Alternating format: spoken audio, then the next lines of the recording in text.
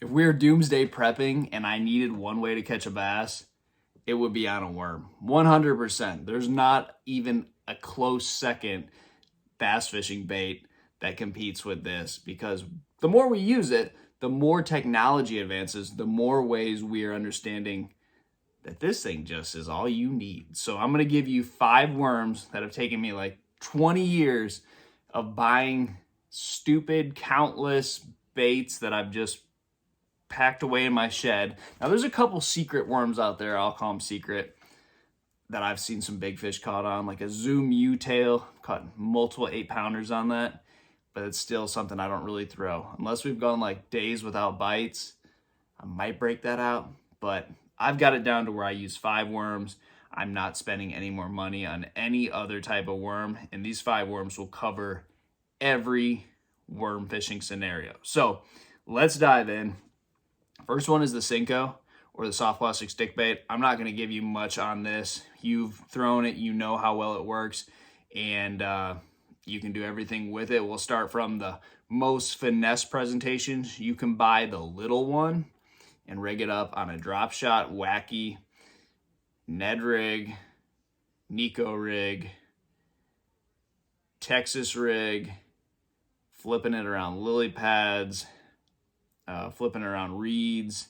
It's a great flipping bait. Obviously the wacky rig, and then just rigging it up weightless Texas style around bedding fish, or just when you need to get a bite, sometimes you just throw this out there. It's a great grass bait year round. You can't say enough good things about a Senko.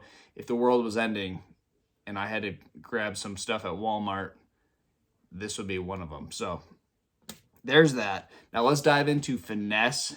This is where things start to get a little bit more complicated, but not really. There's just a couple worms that I think fit better in different specific instances. So here they are. This is a finesse worm. A trick worm was probably the first one. That was probably the invention, was the trick worm. But every company makes one. The finesse, I think they typically come in like a 6.5 and a 4.5. I like this 6.5 one. You can pretty much catch spotted bass and, whatever. And then you can also catch largemouth on it. So it's a great size for both species. Then you also have a hand-poured finesse worm. You saw me looking at that thing. That just brings back old memories. And that thing looks amazing. Now this is hand-poured. And what you get with that hand-poured worm, you probably won't be able to see it, but you have like different colors in there. And this is the best worm for a drop shot. This is a drop shot, and this is a shaky head. Now this will also work on a shaky head, and this will also work on a drop shot, but those things don't tend to matter. So if I had my way, I would interchange these two on a shaky head and always throw this one on a drop shot. So drop shot, when you think of drop shot fishing, you're thinking that it's probably tough. It's hard to get a bite, or maybe you're fishing in like super, super clear water, so the fish are getting a really good look at your bait. Now, this hand-poured worm just looks better than anything else. It's affordable. You don't have to spend a bunch of money, and it has like veins of different colors in it. And the way this was explained to me a long time ago is when you're in really ultra clear water, fishing's really tough. You're thinking a bright sunny day, slick calm, and if you've ever seen these underwater videos of fish where they come up and like get real close to your bait and they look at it, then maybe you just see them kind of like get a little bit of it, but they're not wanting to eat it. You see those videos all the time. The way it was explained to me was they think that the fish will come up and breathe on it. Now, this might be the craziest thing you've ever heard. It's one of the craziest things I've ever heard, but Aaron Martens explained this to where he thought fish would come up, and Aaron Martens is a goat. He thought that the fish would come up and actually breathe on it. And if it moved a certain way, they wouldn't bite it. Now, that little scenario probably never has happened to me, but when I'm out there just shaking a drop shot around, I feel a lot more confident with that. And it's the same price or cheaper than your other worms. So this worm, I just think, is going to trump any other drop shot worm. So when I'm drop shot fishing, always this. I do like it also on a shaky head, but this worm just seems to be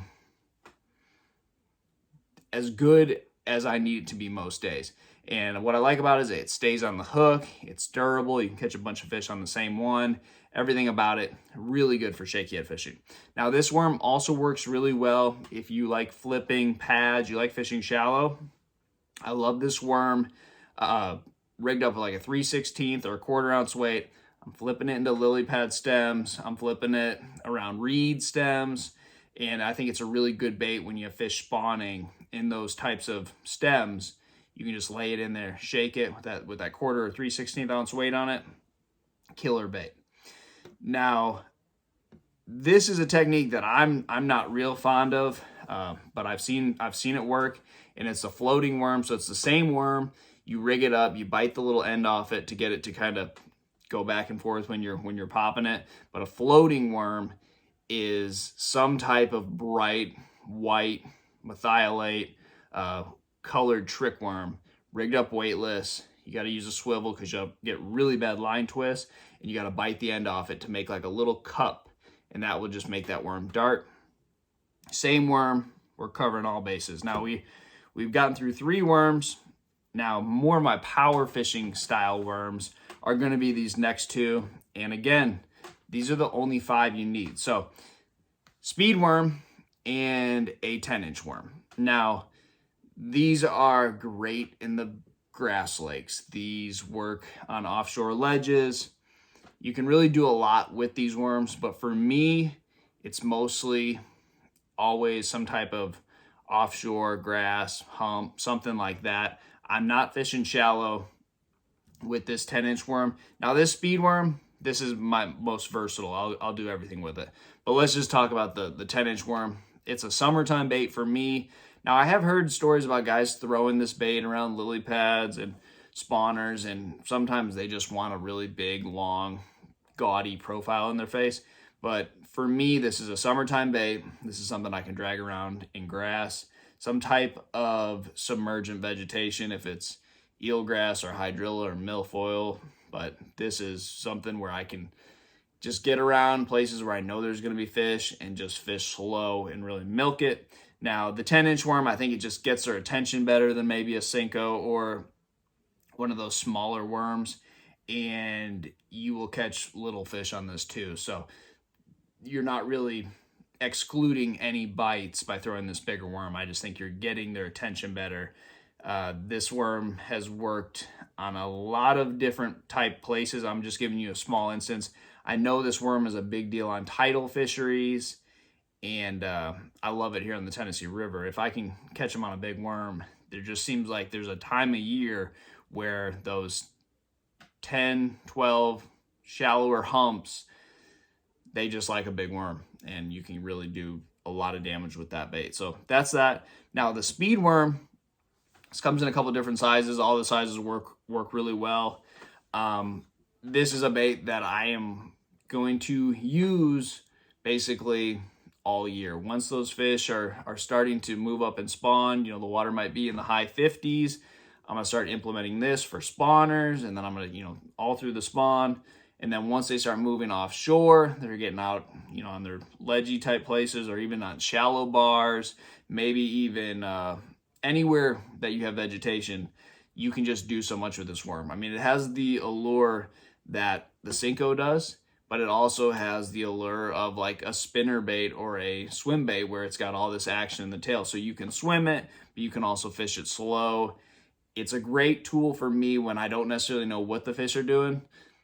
Maybe I make a few casts where I'm reeling in, you know, fairly quickly, and then there's a few casts where I'm just letting it sit out there. So this is one of those baits where it's just a great search bait. It's also a great bait to just mop them up when you know you're around them. So definitely one you gotta have. The only reason, back to my doomsday scenario, which I hope this video doesn't get flagged or something for that, but the only reason I picked the Senko over the speed worm in my doomsday scenario is I have seen days where this is too much for them, and you got it. Like if I'm going to rig this up on like a 1/4 or 3/16 3/16 ounce weight rather, and start just fan casting it around a grass bed, sometimes that kicking tail is too much. Rig it up the same way and just no tail and just let it kind of flutter around. I've seen that get bites when the speedworm won't. So, but those are the 5. I mean, if I can catch them on a speedworm, that would be ideal, but it doesn't always work that way. So those are the 5 you need. You can spend a bunch of time and a bunch of money testing out all the other worms, and I guarantee you will come back to these 5 as being the most significant bass catchers. So good luck to you guys, and I'll see you on the water.